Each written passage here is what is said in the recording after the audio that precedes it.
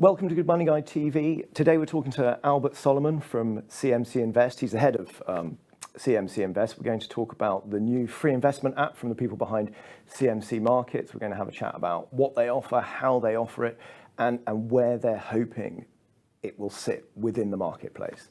So Albert, thank you very much for coming to see us. Thank you, Richard. Thanks for having me. So why don't we start just by you telling us a little bit about CMC Invest? You know, why did you guys decide to set it up, and why is now the right time? Yeah, absolutely. I mean, CMC Invest is CMC Markets, I want to say, venturing into the investment platform. Of course, we've got a pretty well-established investment business and stockbroking business in Australia, but this is our foray into the UK investment market and hopefully beyond that. The reason we set up CMC Invest was really to fill in a gap we identified in the market. We felt we could provide a very modernised investment journey designed for people to invest the way they choose to, remove as much of the friction that investors face as much as possible, and develop something that is focused on the individual needs of today's investors. We are in a position where we own our technology, we have the industry know-how, having been around for 30 plus years, and we felt that this was the right time for us to diversify into this space. Okay, great. And there's, it seems as though there's a new investment app popping up, every day, whether it's a sort of American company coming into the UK market or, upstarts that are VC backed. What would you say is the one thing that sets CMC Invest apart from all the other apps in the App Store that are trying to get people engaged in investing? I think our focus on providing a personalised service focused on the local UK investor really sets us apart. I think the fact that we know the market, we've been in the market with our existing business, and we've got the appetite to develop a long-term relationship with our clients. We're not building something that is the latest trend or the latest fashion that is got other alternatives or other motivations other than to focus on the ultimate success of our clients. The way that we see it is, if we build for our clients, if they're successful over the long term, so will we. Okay. And obviously CMC Markets, it's established in the UK. It's very much a UK business, but with global reach. Once you've captured the UK market, are there plans to expand the CMC Invest brand globally, or will you just be sticking? So the brand, CMC Markets as a business is quite ambitious. We've got ambitious targets and ambitious goals, and we're always looking for ways to grow and really use our core strength. The CMC Invest brand is quite established in Australia, and there are expansions into other markets with Singapore and Canada. There's a few other markets that we've earmarked for expansion. On the European side, our focus today is solely on the UK and really building out that app, getting it right for our clients. Over the medium term, we keep all options open, and we hope to be able to look at other markets in time. Okay.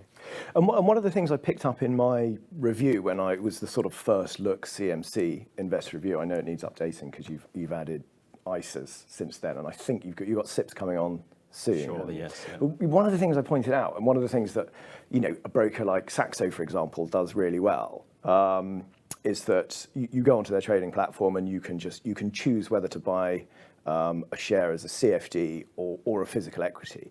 CMC's always been tech-led, so why have you chosen to start from scratch, as it were, with CMC Invest rather than just plug an investing capability onto the markets platform? Yeah, and that's a really good question, one that we toyed with for some time. What we're aiming to do, our ambition is to really genuinely disrupt the investment industry with, as I said earlier, a platform built for the way people like to invest today, removing the frictions that they face, and provide an overall value that's great for clients. We felt that doing that as a separate platform, it's not 100% independent because we still rely on our core technology and our core infrastructure, but having the platform separate to what we currently have really speaks to the fact that we are catering for a different need and potentially a different client, giving people the ability to build their wealth and think more longer term. If they want to speculate, we've certainly got the service for that. If they're looking for more of a trading experience, we've absolutely got that. but this is more targeted towards the longer term investor with the tax wrappers, as you mentioned earlier, excuse me, that we released, as well as the way the product itself works. Okay, and you mentioned friction earlier, because obviously, one of the barriers to anybody starting to invest is fees, and it's a shame that historically people haven't been to invest a couple of £100 because you immediately get 10% of that taken away in fees, but now it's possible with investment apps like this. What would you say is the biggest friction or the biggest barrier to people starting to invest? And also, what do you think is the most important thing to investors? Whilst you're building the product, what's the one thing you've thought, if we can nail this? The one thing we thought if we can nail, we can really improve the investment journey, plus open the market to a much wider base. And that is around guidance and accessibility. Not accessibility in terms of being able to log in and buy and sell, but knowing where to start, knowing what to do, knowing why you're doing what you're doing. If we can get people to at least ask themselves that why and understand what their objectives are, we feel we can put you on the right path to helping you develop long-term success.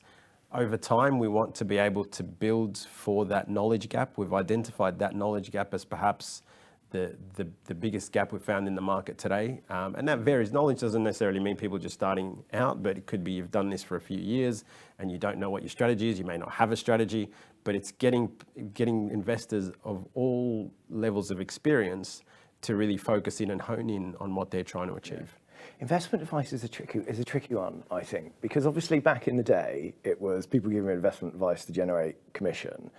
And now it's influencers giving investment advice to, earn money in the only way they can, which is really page views. So a lot of it is sensationalist and not really that helpful. How will you guys address providing investment advice in a sort of world where it's very difficult to actually do it? And that's a challenge. Obviously, we work through with the regulations that we have to operate within, and obviously, as you say, there's a lot of noise that we need to make sure that we block that out.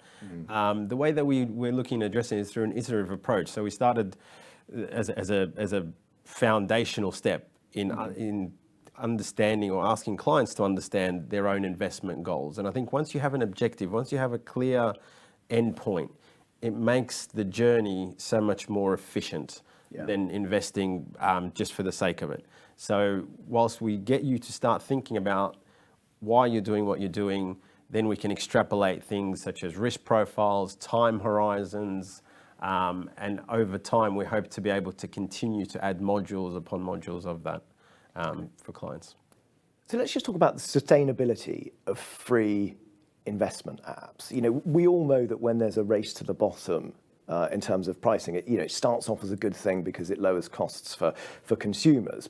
But at some point, investment firms have to make money. Investing is a very complex process. There's lots that happens behind the scenes. So how do you think providing free investment accounts is going to go in the future? Do you think it's sustainable, or do you think people will always have to pay for investing one way or another? I think people always have to pay for investing one way or another. I think it's just critical clients understand what they're paying and when they're paying it. I think, and equally on the broker side, I think having a sustainable business model is critical, because from a client point of view, you want to make sure that the person looking after your assets is going to be around and is going to securely protect them. So I think it's important clients understand how if we're getting something for free, how is my broker making money? And for us, this is all a question about transparency, being very clear as to what we're charging for, and where we're not charging, why we're not charging. And again, I mentioned earlier about being able to lean on our existing relationships, our existing infrastructure, to really push down the cost of providing that service for our clients. And ultimately, we're able to pass those cost savings on through lower fees. Okay. People will always have to pay to invest, but I do think offering a free investment initial account, the freemium model, works really well, because it gets people investing who otherwise it would just be too expensive. Even paying £10 a month, puts a lot of people off. Correct, and I think we're able to do it, as I said earlier, from our position of being able to rely on the wider strength of the wider CMC group. But within that, we're very transparent. We explain to clients exactly how how we make our money. And I think that's quite important, because where we can provide a cheaper service is ensuring that we have our own costs and manage those and maintain those at a level that we can pass on those savings to the end customer. And so let's just move on to the other big theme at the moment, which is ethical investing. You know, there's a big shift in people not just wanting to invest ethically, but impact investing. So investing in doing well. And there's been a lot of sort of greenwashing going on with ETFs and funds and so on. What are you guys doing anything to address greenwashing or allowing people to invest ethically?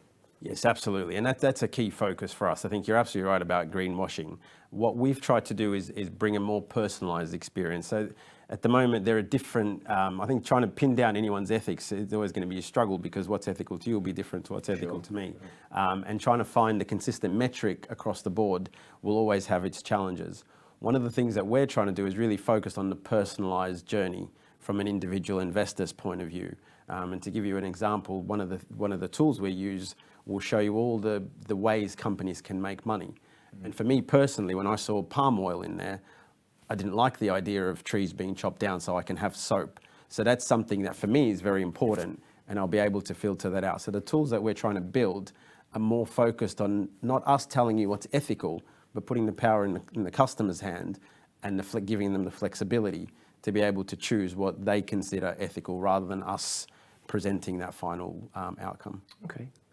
And what's been the best thing about? I mean, it's a business within a business. We were talking earlier about the entrepreneurship of it. You know, what's been the best moments of setting up CMC Invest so far? Undoubtedly, getting your first client on the platform. Who was the first customer? Can you tell us? Someone very connected to CMC Markets. Right. Okay. Peter Cronis was our first customer. And once you see that first tick, once you see that first trade, that was a very satisfying feeling for myself and the wider team. It was a culmination of many months of hard work, and you know, I think to this date, every time we get a new customer, we still high five. So it's still a big deal for us. Yeah. You don't have a bell that you rang. It wasn't a big ticket order. We did ring a bell. We've landed a whale. We do have a bell in the office, and it has been rung once or twice. But no, that's been a very exciting part of the journey, and as I say, very satisfying to get your customers on there. That's cool. And what about the worst part? What's been the hardest thing? I think the hardest bit is discovering the unknown. Building a platform this size and with this level of ambition. I touched on earlier about sort of the core strength that CMC Markets has as a group, but ultimately some of these challenges we weren't aware of. So the nuances within the investment journey, for example, defence stocks, some of the biggest stocks in the FTSE, BAE, EasyJet, are considered defence stocks. So we need to ensure that we have the nationality of the client trading those stocks. So you get these speed humps along the way that you hadn't necessarily planned for, that delay what you want to do at the time you want to do it, but ultimately it's for us to solve. Okay. And let's just talk about people who will potentially use the app. You know, we've all been in this business a long time. We've seen pretty much every sort of customer. What do you think is the one mistake people make when investing, and what do you think they can do to, become better investors? I think what I touched on earlier, without understanding your why or what your ultimate destination is, it makes the journey a lot more complex, and it doesn't give you the opportunity to learn from your mistakes. In investing, mistakes cost money. Sure. And I think wasting that lesson is both costly and really a shame. So I think understanding why you're investing and what your ultimate objectives are, and understanding how you handle risk and how you handle discipline and investments is critical. Okay. And final question, on that subject, we always ask for a book recommendation. Do you have a go-to investment Bible that you think, if you want to understand why you're investing or become a better investor, is there a book you'd suggest people should read? So there's a book I've read recently. and it's called How I Invest My Money. It's by Josh Brown, who's an author. I think he's a CNBC contributor. And for me, that book was incredible because what it did was it interviewed professional investors, and you see the way people develop habits, regularity, but equally how investment fits into the context of life. So, for example, if your mortgage is huge, and emotionally, it's going to make you feel better to pay off your mortgage than invest all your money, even if interest rates are really low and returns are really high. Ultimately, there's a psychological or an emotional impact of your investments, and it doesn't necessarily need to be, I make a lot of money. It's what makes it easier to sleep at night. Yeah. For me, that was quite powerful. Yeah, that makes a lot of sense, actually. If you look at your friendship group as well, there are some people where paying off their mortgage is the most important thing in the world, and there are other people where it's like, oh, it's just I'll have a mortgage till I die. It's not a that's a Exactly. good but it's an individual thing because it's what's going to make you feel comfortable. What's going to make, as I say, what's going to make you sleep easier at night? Is it knowing your mortgage is going down, or is it knowing that you've invested all your money in a high growth fund, for example? Well, Albert, thank you very much for coming in and telling us about CMC Invest. Hopefully, we'll chat again in the future when when the product's grown and there's some exciting features to talk about. Thank you very much for watching. If you've used CMC Invest, please do come to the website, fill in our survey, tell us what you think of the app relative to other providers, and our independent review will be on the website as well. Should you want to see what we think of them. Thanks for watching.